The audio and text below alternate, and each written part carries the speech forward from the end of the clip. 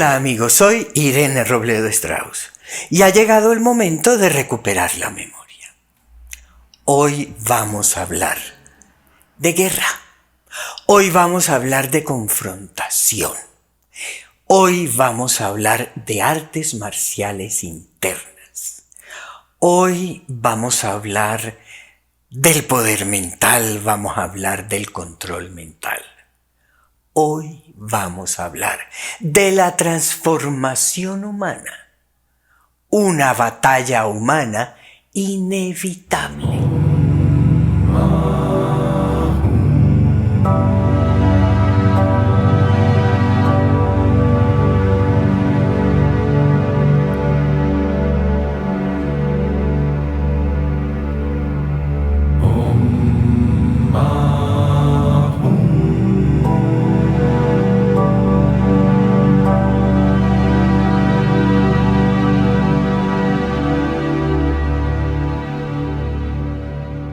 Con esa batalla humana inevitable, nosotros vamos a lograr esa transformación. Nosotros somos seres superiores. Somos seres superiores en poder y conciencia. Y yo les hablé al comienzo de estos videos de esas 5 misiones. Y ese poder está precisamente en esa mente disciplinada. Esa conciencia está en esa luz ascendida. ¿Cuál es el camino principal? La meditación. Tenemos que cada día entender más ese secreto de ese tejido de la red del Dharma. Y a través de la investigación, nosotros tenemos que recuperar la memoria. Educación mental para todos nosotros es urgente. Y con respecto a este tema, se dicen muchas mentiras. Se dice que esto es un proceso aburridor, que esto es una cosa, un sistema extraño, que es un sistema complicado. Inclusive existe la creencia que todo este conocimiento, toda esta herramienta para dar esa batalla humana inevitable, pertenece a una secta. Mentira, mentira, mentira, mentira.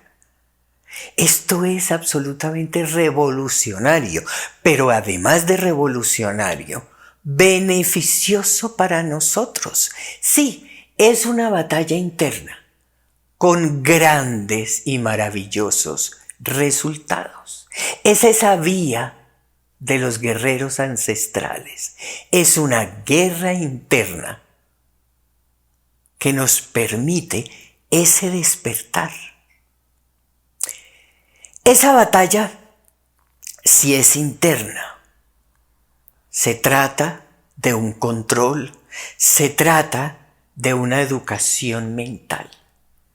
Y ese poder, ese control, esa educación mental es el secreto de las artes marciales. Es el eje de la enseñanza, donde vamos a encontrar el Qigong, padre del Tai Chi, y a su vez el Tai Chi como padre de las artes marciales. Tenemos la batalla mental como objetivo del budismo. Tenemos por otro lado todas las artes marciales de Oriente. Y esas artes marciales de Oriente tienen 3 fuentes principales. El Shinto como una disciplina natural. El Tao como ese estricto camino que hay que recorrer. Y el budismo como una guerra mental impresionante. Y no debemos olvidar como 2 fuentes más pequeñitas. el bo tibetano y todo ese conocimiento encerrado en Mongolia. Y les traigo este ejemplo de las artes marciales. ¿Por qué? Porque precisamente a través de ese poder mental, a través de ese control, a través de esa disciplina, nosotros vemos unos resultados impresionantes. Y esos resultados, esas cosas que estos personajes logran en estas artes marciales, tienen una relación íntima con el trabajo con la mente.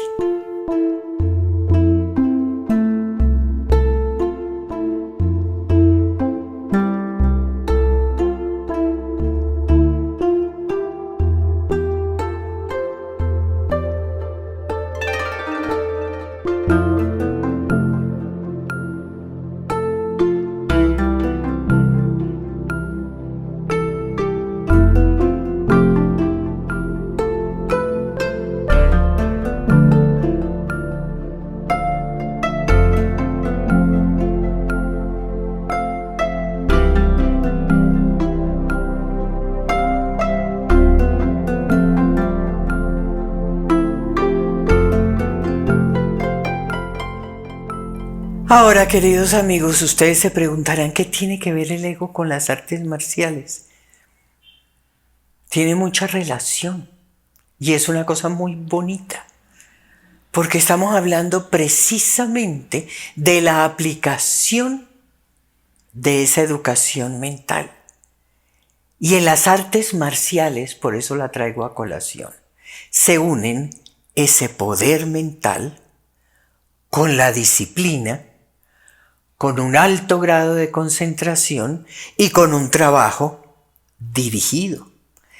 Y por otro lado, hay que mencionar que existe una coordinación exacta entre ese control y ese dominio del ego y la proyección energética.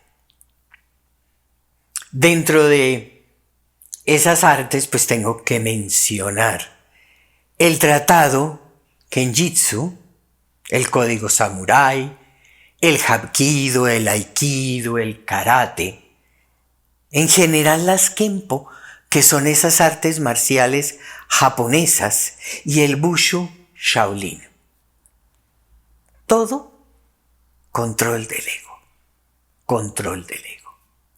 Son unas bellísimas disciplinas de Oriente, derivadas de ese trabajo con el ego, donde se mezcla el trabajo mental con la meditación y con la energía. Ahora, ¿esto es budista o es solo budista? No, no.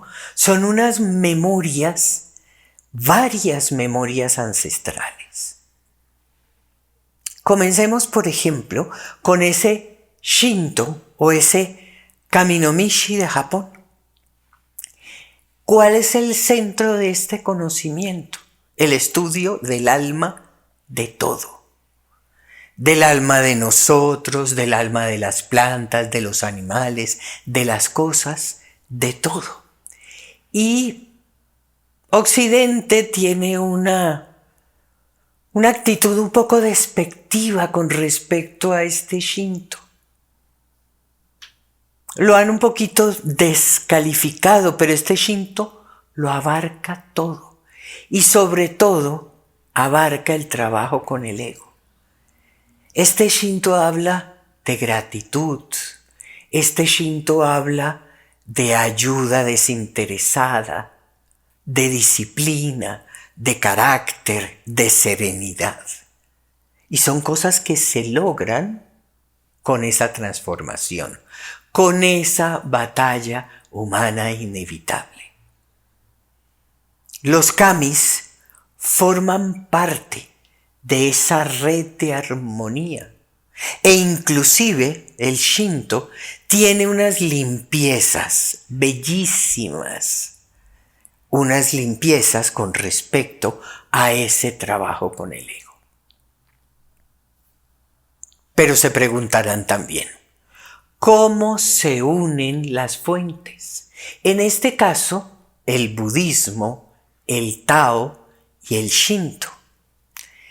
El budismo llega a China y se une con el Tao.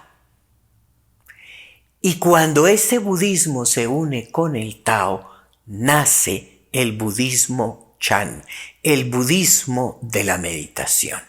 Y cuando ese budismo Chan llega a Japón, se une con el Shinto y se convierte en ese budismo Zen.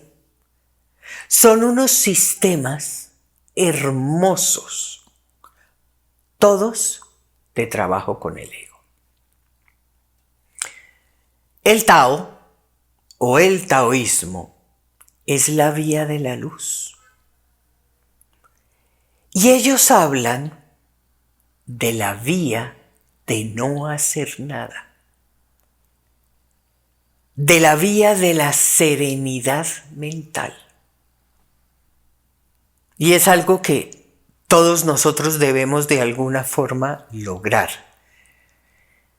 Y que casi puedo afirmar que es bastante contraria a lo que hacemos comúnmente. Siempre tenemos que decir, opinar, participar, hacer, contribuir, rechazar, quitar, poner.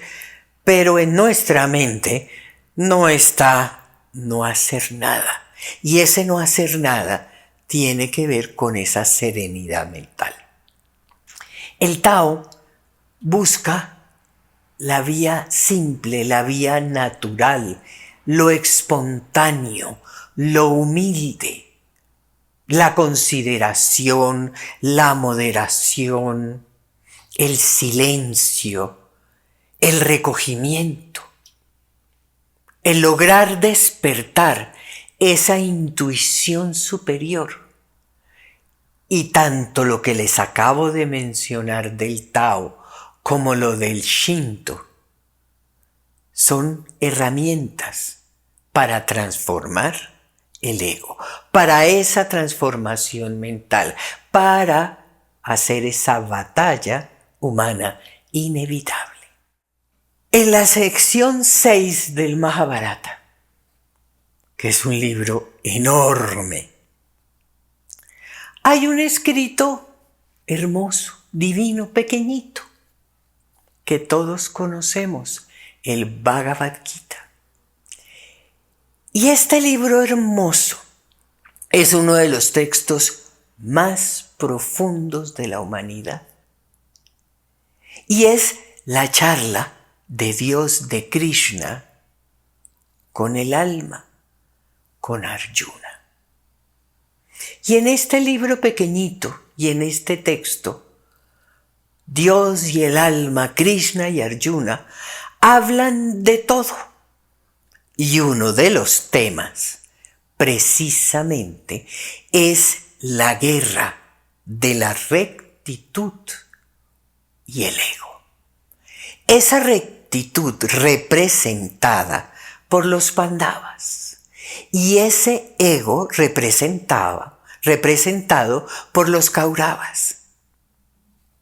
Es una lucha, es una batalla. Y esa batalla es la que conocemos como la batalla de Kurukshetra. Y resulta que Arjuna, al igual que nosotros, Arjuna le dice a Dios, a Krishna, yo no quiero estar en esa batalla. Y Krishna le responde, toca. Es una batalla que tenemos que enfrentar. ¿Para qué? Precisamente para superar la ilusión y alcanzar lo supremo. Todo está ahí.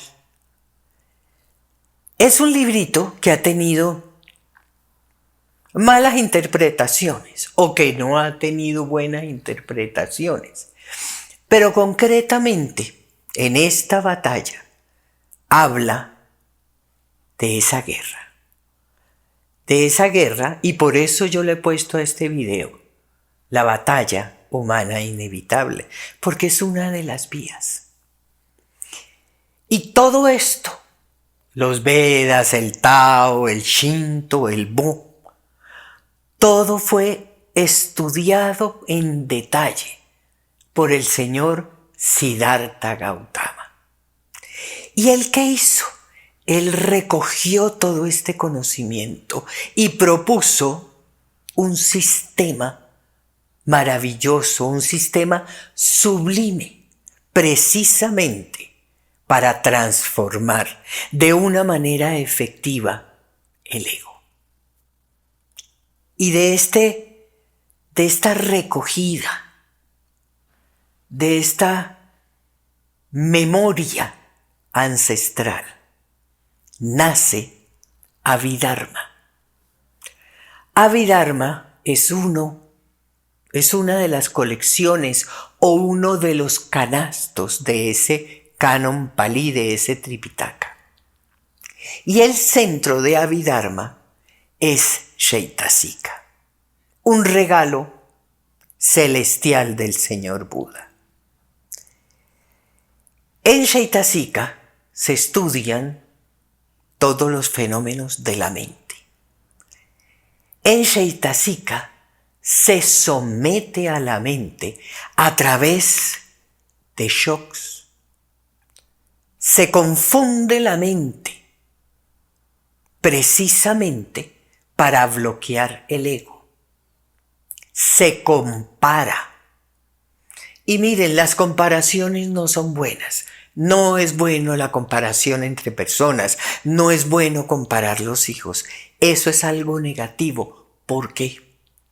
Porque se les baja la autoestima. Y en este caso, ese sistema de comparación con los egos funciona divinamente porque se le baja la estima al ego. Hay que bombardearlo. Es una guerra mental, es una batalla exactamente como la de Kurukshetra. Esa batalla de Arjuna, que Krishna le dice, toca, toca, y a todos nosotros nos toca. ¿En qué consiste Shaitasika? Shaitasika, digamos que tiene 7 partes, que a su vez cada parte tiene 7 factores. Entonces estamos hablando de 49 en total. Ahora vamos a hablar de esas 7 partes. La primera es el estudio general del ego. Entonces, cuando nosotros hacemos ese estudio general del ego, el ego se impacta. ¿Por qué? Porque este estudio trata de ese reconocimiento, de saber que se llama ira, pereza, tristeza, etc. Y entonces ya el ego se siente fiscalizado, observado. Y eso lo impacta y es el comienzo de ese trabajo. La segunda parte son los aspectos que se modifican o los aspectos que se mueven. Y en esta parte, en esta segunda parte, el ego se neutraliza. Después vienen los factores que perjudican poco. Y a través del estudio de estos factores que perjudican poco, el ego pierde fuerza, se va debilitando. Y el cuarto son los factores que perjudican mucho. Y ya en este punto, con el estudio de esos 7 factores de esta cuarta parte, el ego queda desarmado. Digamos que estas primeras 4 partes es un estudio cruento, fuerte del ego. El quinto y el sexto ya son como unos remedios. ¿Por qué hablo de remedios? Porque aquí ya vamos a hablar de los factores bondadosos. Y entonces con los factores bondadosos, el ego ya comienza a disolverse. Los sextos son los factores hermosos. Y ya en este punto, el ego se transforma. Comienza esa transformación. Los egos son energía y la energía se transforma. Pero falta ese punto final, esa batalla final, esa estocada final, que es como la conclusión o el final de la batalla.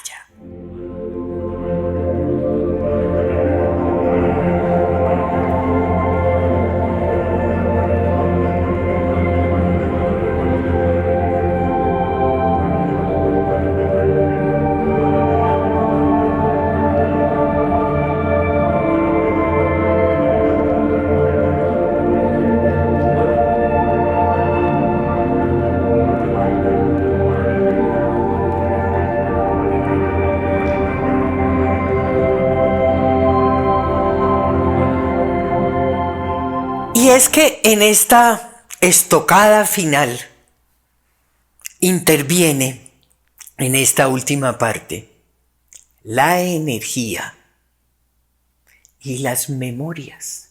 El video pasado hablamos de las memorias del alma. Y en la medida que nosotros vamos haciendo ese trabajo mental y que ocurre esa transformación mental, esa aplicación, esa concentración, esa disciplina, ese trabajo dirigido, también la energía, la otra vía, va haciendo su trabajo. Y viene ese despertar. ¿Por qué? Porque ya estamos hablando de una composición de unos factores sublimes, de alcanzar ya un nivel muy especial, de una inteligencia espiritual, donde el ego ya se convierte, de defecto se convierte en virtud. Y especialmente en los últimos dos factores, en el número 48 y en el número 49. A esos egos se les da una estocada final con energía. Es el final. Y aquí se unen obligatoriamente las dos vías. Esas dos vías que debemos transitar para esa evolución espiritual. La educación mental y el manejo de la energía o la luz. Y solo a través de esas dos vías ocurre la iluminación, ese despertar. Y en este caso, ya la transformación total del ego. Eso es Shaitasika, la guerra interna. Esa guerra interna mística. Pero existe algo curioso que tengo que mencionar y tengo que referirme a los toltecas.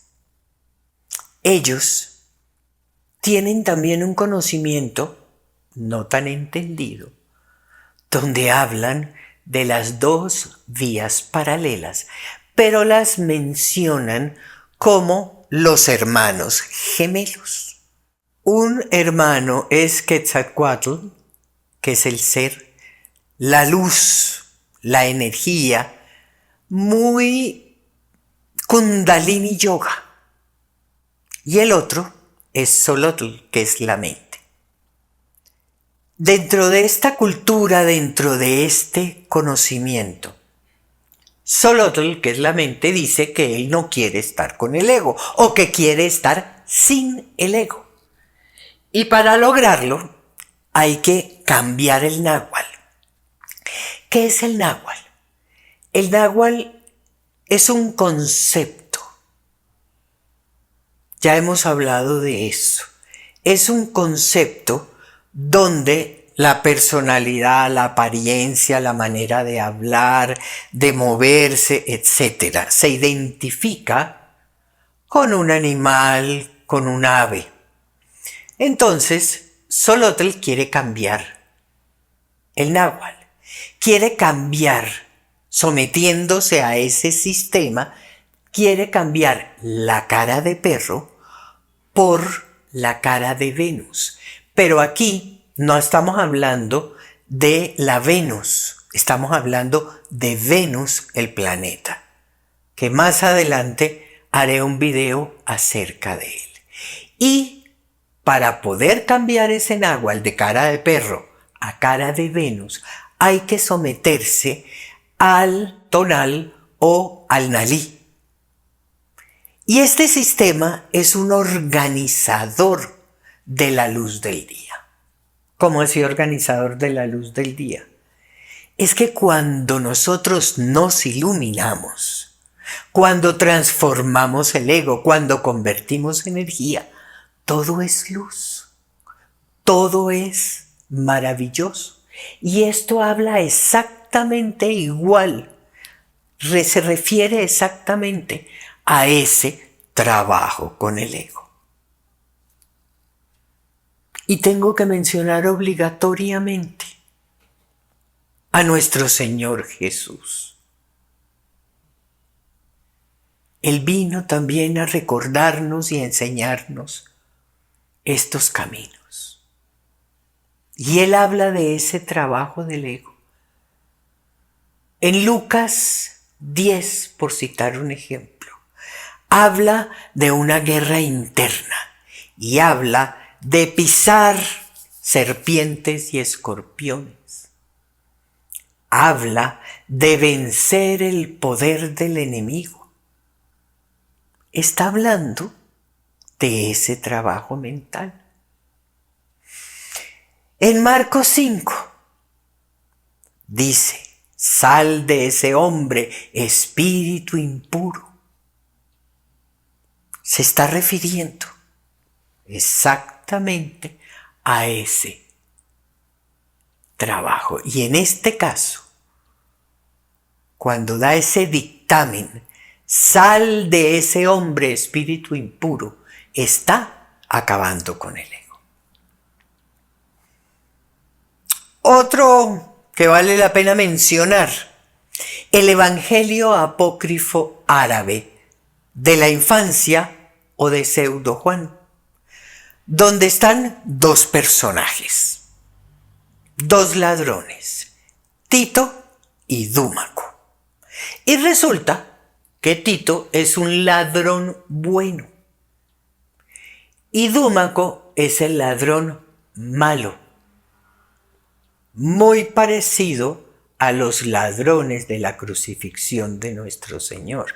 Y ese ladrón bueno se refiere precisamente a esos últimos tres factores, los bondadosos, los hermosos y los sublimes. Y el ladrón Dúmaco es a esos cruentos, a esos primeros cuatro factores donde el análisis, la batalla y el enfrentamiento son mucho más fuertes y son una clarísima referencia a ese trabajo, a esa batalla humana inevitable, porque hemos perdido la memoria y es necesario recuperarla. Denle like, suscríbanse, entren a la página www.gildastrauss.com y vea la espirulina en esta emergencia del sistema inmune. Gracias. Gracias nuevamente y hasta un próximo tema y un próximo video.